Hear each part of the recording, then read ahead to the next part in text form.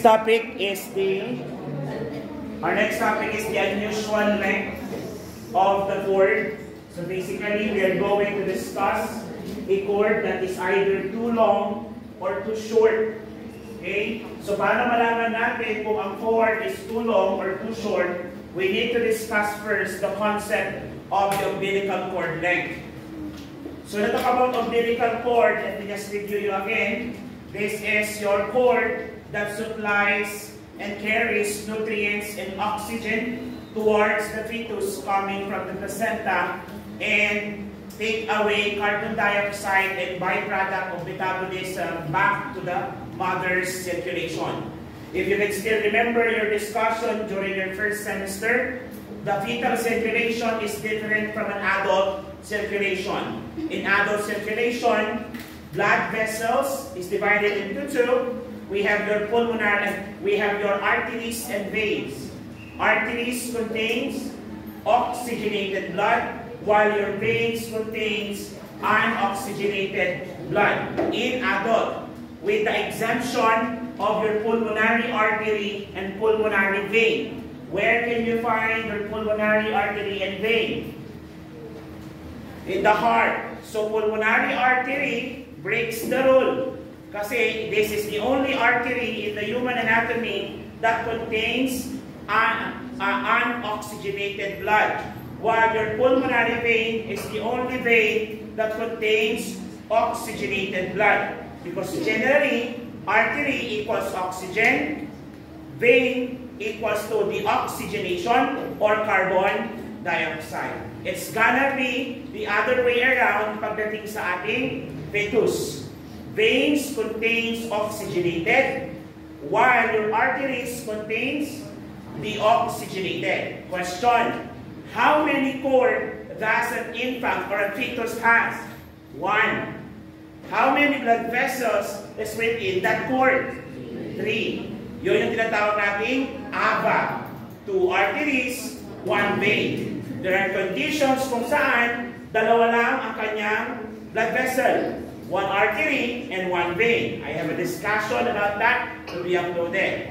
Ang pag-usapan natin ngayon is the unusual length. Ngayon, ang inyong umbilical cord connects the developing fetus to the placenta. And note, the placenta is the source of oxygen and nutrients that comes from the mother, providing now essential nutrients and while removing the waste products, which includes carbon dioxide. O babalik na naman ako. Pag nagkaroon tayo ng cord compression, makakapasok ba ang oxygen? No. Makakalabas ba ang carbon dioxide? Kaya ang fetal hypoxia occurs, tataas ang carbonic acid, the fetus develops fetal. Are we clear so far? Yes. So the normal length of your umbilical cord is around 50 to 60 centimeter on an average. That's around how many inches? That's around 10 inches, tama? O ilang centimeter ba? Ay, that's around 20 inches pa lang. Kasi 2.54 in 1 inch. So that's around 20 inches. Okay? So ganun po kahaba yun. Less than that is short, above that is long. However, may mga average naman tayo that can reach up to 40. Okay lang sana yon. Pero kapag ang cord is less than 35 centimeter, that is too short. At pag above 70 centimeter, that is too long. Pag-usapan natin mamaya yan. The umbilical cord is usually long or short. This can lead to specific complications for both the mother and the fetus, which we will be discussing later on. Question: how are we going to diagnose the condition? Wala nang iba pa kung hindi yung ultrasound. I keep on telling you, pag hindi ka sure at ang tinatanong, diagnostic test, and we are referring to complications during pregnancy, always choose ultrasound. Kapag hindi ka sure sa sagot mo. Kasi may mga instances naman na vaginal examination ng confirmatory test. Okay. So that is the bigger concepts of your umbilical cord. And let me know if I can proceed. I like naman the idea of mom mo. May line-line.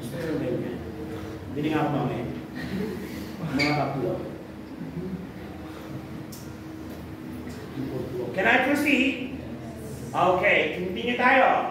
What are the possible risk factors na pwedeng mag-develop? Ito tinatawag natin short and long cord. Multiple gestation is one of them, followed by maternal health condition such as diabetes mellitus and hypertension, placental abnormalities such as placenta previa, abruptio, and other placental condition, and your fetal anomalies to include, okay, your development of the underdevelopment of umbilical cord that influence the development of the umbilical cord. Ano yung mga example nun? Example is your placentae, your filamentous insertion of your cord. Yan. Yun ang example ng mga fetal anomalies. So those are the possible risk factors that contributes to the development of the unusual length of the cord. Now, how many types of unusual cord length ang meron tayo? Of course, alam nyo na, dalawa. We have your short and long. Let me proceed. So we have your short umbilical cord and your long umbilical cord. So it depends now on the length of the cord on how to manage the condition. So guess what? Ano muna hindan natin? Short. What do you like? Short or long? Yung totoo, ano gusto mo? Short or long? According to science, wala naman daw pinagkaiba. Right? Because the sensation is only on the inner 1/3 of the vaginal wall. Walang sensation yung malapit na cervix. So hindi mo kailangan paabutin doon. Isa lang ang abot doon. Yung likido. Right? Na may karga na 50 to 200 million sperms according to your manual last semester. Isn't it? Sige. General concepts of your short cord. This is one that measures less than 35 centimeters in length. Just like I mentioned earlier. So what's gonna be the complication if you develop a short cord? Isipin nyo nga, maiksi. Yung cord, ano kaya possible complication? Pwede bang maglikot si baby? Pag maglikot si baby, pwede niya mahila. O anong condition yon?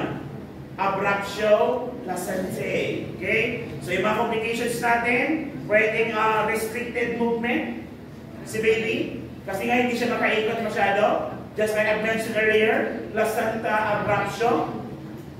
Prolapse can also happen due to the cord tension.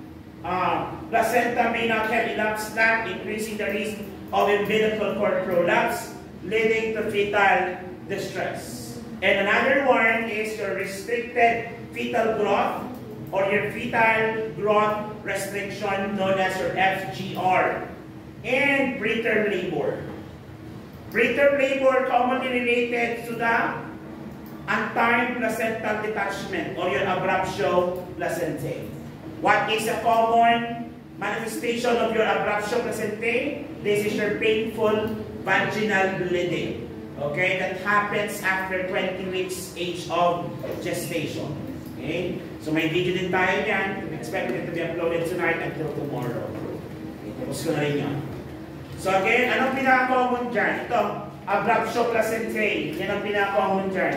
Kasi mahihila. Yung growth restriction, pwede nyo yung restricted fetal movement, pwede pa siya mag-lead into transverse line. Kasi nga, imbis na cephalic siya, hindi na siya makapag-turn. Why? Kasi nga, hindi siya makapag-turn kasi nga, na-stretch na yung cord because it's too short.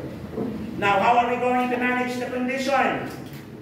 Since there is already a problem, hindi naman pwedeng dagdagan natin yung cord. Wala pang ganon. So what we're going to do? You close monitor the ultrasound during the latter stage of pregnancy.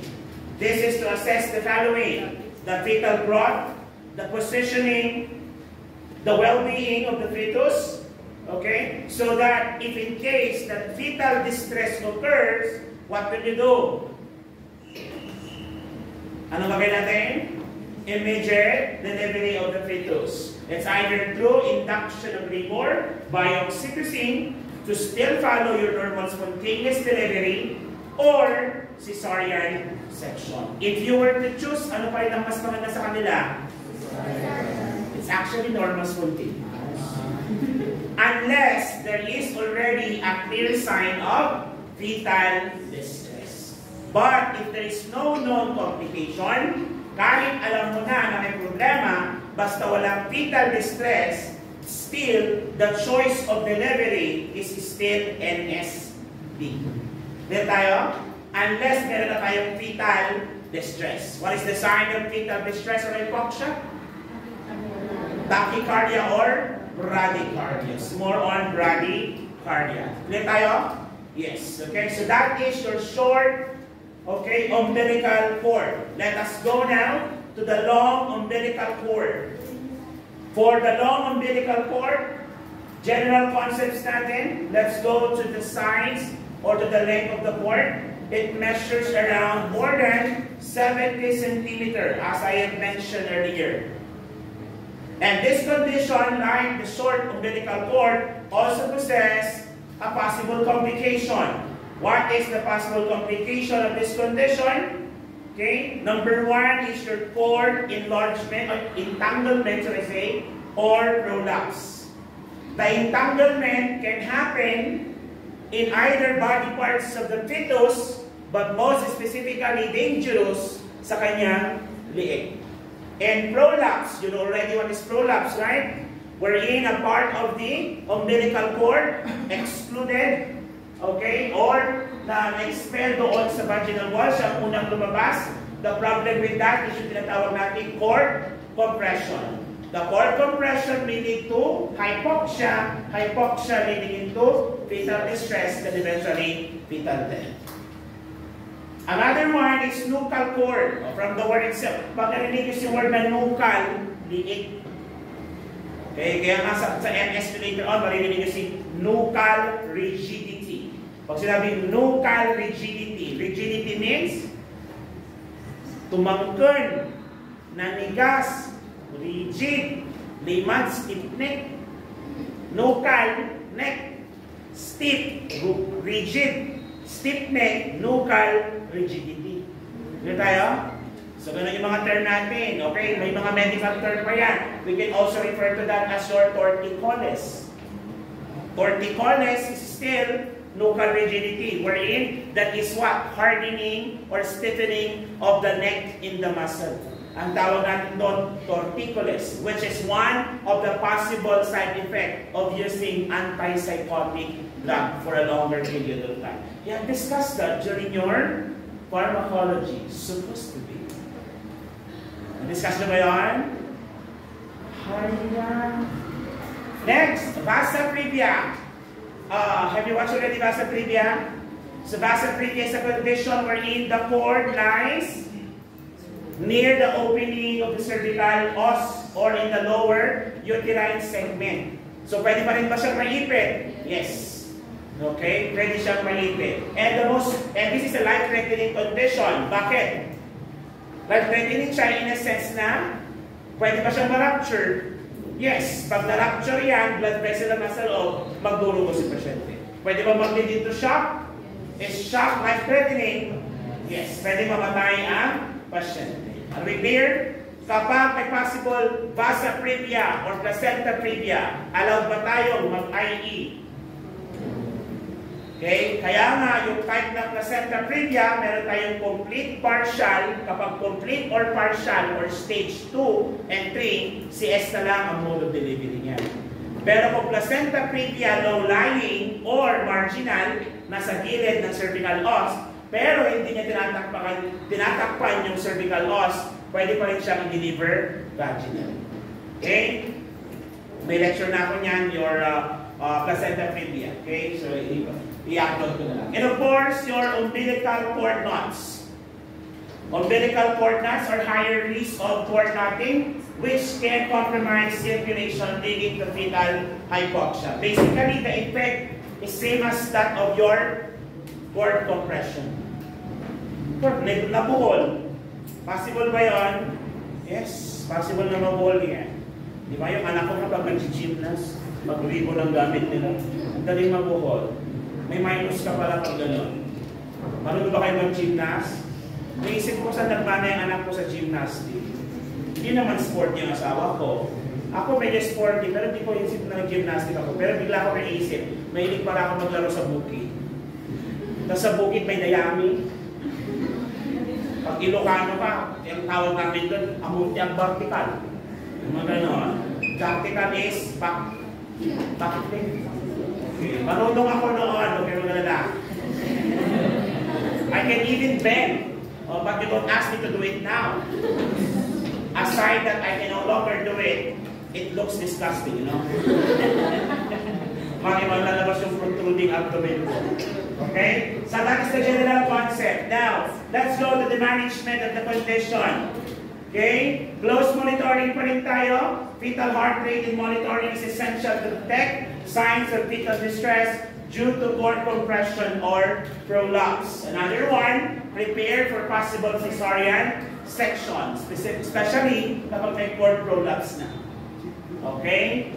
Pero kung wala naman mga symptoms niyan, and no symptoms of fetal distress, still we advise to go for NST. Then cord prolapse, vasa previa, or other complications that cannot be safely managed during vaginal delivery should opt to go for cesarean section. Clear? Clear? Yes. Pag sinabi natin short, ano na kayo? Ano ang sukat niya? Less than 35 cm. Pag longer naman, more than 70 cm. Parehas po sila pwedeng magbigay to prolapse? Yes. Okay? So again, ang laging condition natin dyan, since cord ang problema, most of the time, the problem is what? The development of fetal distress due to hypoxia. So it's either through prolapse or compression. Are we clear? Okay, mas common nga lang ang placenta apraxio sa pasyente na may short or baby or fetus na may short umbilical cord. Are we clear? Do you have any question? And we're done with your umbilical cord. Okay? Umbilical cord.